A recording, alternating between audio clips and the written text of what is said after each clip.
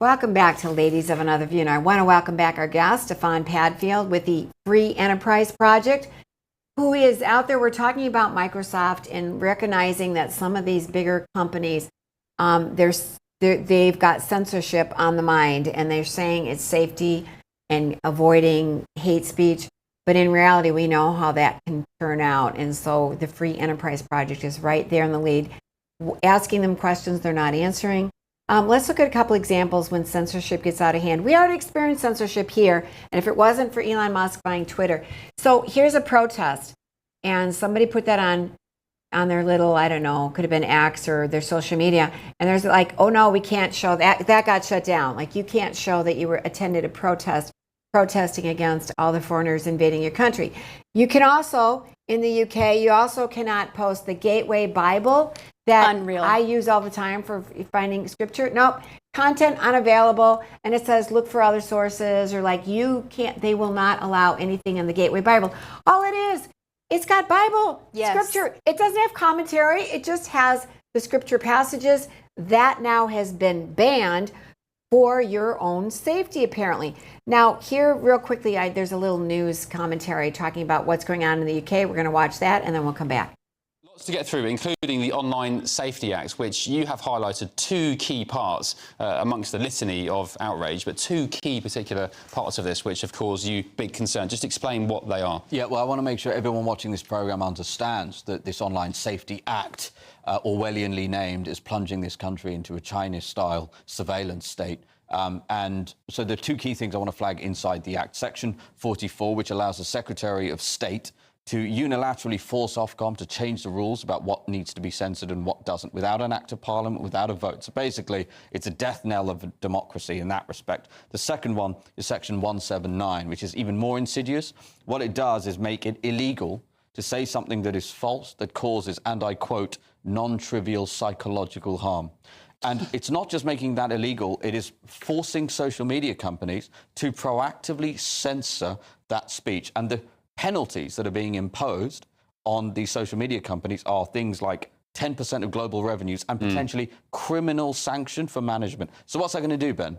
It's going to create an incentive structure for social media companies to over-censor, because that's the rational thing to do if you're trying to protect shareholder value. And we've already seen in the less than 48, I think 36 hours since this thing has come into force, we've seen protests against migrant hotels in Leeds being actively censored on X, by the way. And X is, thanks to Elon, supposed to be the last bastion of free speech. And we're seeing tweets which criticise immigration being censored. And now the Telegraph reported last night the Prime Minister has brought about a quote, and I quote, an elite police force not to protect British people from illegal migrants and the crime they're committing, but to monitor anti-migrant activity. We are slipping into a world which would frankly make Xi Jinping blush. Oh my gosh. Stefan, what's your reaction?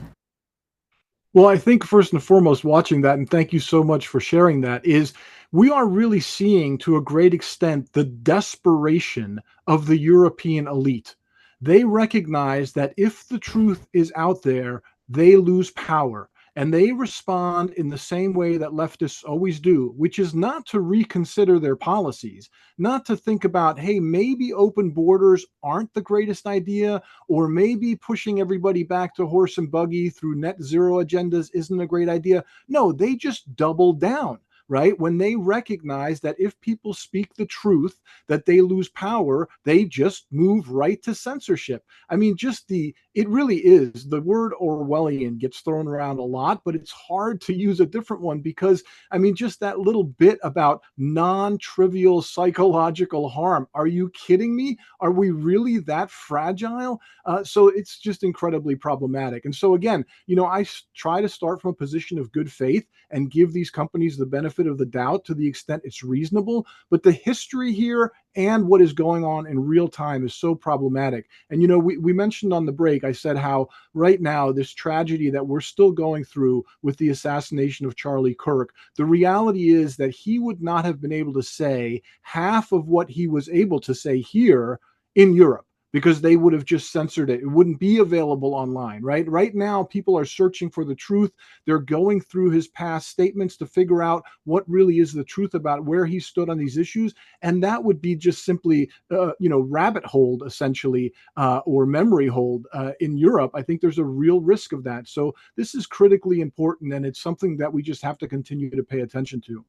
It's absolutely mind-boggling. This section, what is it, 179, non-trivial psychological harm, and then there's going to be criminal sanctions, and they're forming a police force to enforce this, to deal with. I mean, like, absolutely call it China, absolutely call it Soviet Union. I mean, it's so scary. It's so disturbing. Wasn't there a comedian who said something online, and then he flew back into London and there were 5 officers ready to arrest him. We've been watching on social media, thanks to X, all these people being arrested because of something they put on social media, and they're like, what are you here for? And they've often said some trivial little thing, and they're getting arrested. And the Bible is being taken out of their ability to, I mean, that is insane. It's really baked into leftism, right? If you look Yes. at the history of leftism, they are pursuing unnatural agendas, right? Which require the suppression of truth, because the reality is against their policies. And so it is quite natural that they just keep ratcheting up the totalitarianism, and that you end up with a very dystopian system. And it really is a religious fervor with which they pursue their agendas, and no amount of actual evidence will turn them around. And so, again, I go back to the fact that rather than reconsider some of their policies, that they're getting so much feedback from the people that they're heading in the wrong direction, they just decide that they're just going to shut up the people so they can try to keep pushing through their agendas. They are doomed to fail. I think that is true. But the problem is how much damage they do along the way, and how aggressive they get in trying to maintain their control and power. So how do normal everyday people stand up to this, and what can they do to continue to be informed from your perspective?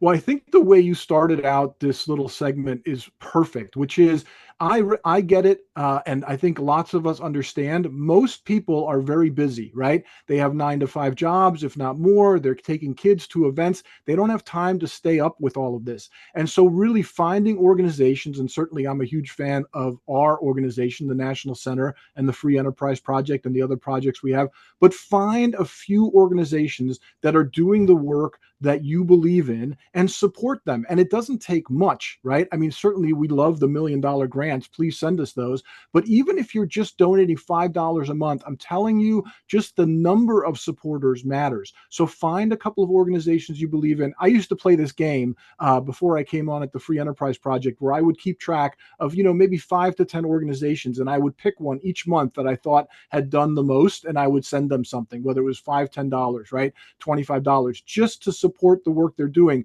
And so you can basically, funnel that to however much time you can afford. It might even end up being just one organization, but let us do the work that we're able to do. We are, to some extent, in a privileged position to be able to do this as our full-time job. And there are many others on the right side of the spectrum, right? Conservative organizations that are doing the good work, and just find one or two. And then, we get it. Everybody knows how busy people are, and the left and the problem, causers, they rely on that. So at the very least, find those organizations that do the work, support them, and that's just a great way to know that, okay, yeah, I may not be able to pay attention to this, 24/7 or even on a weekly basis, but I know there are people who are fighting the fight for me, and I support them. Well, with that, go to the website, everybody, nationalcenter.org, and this is the Free Enterprise Project.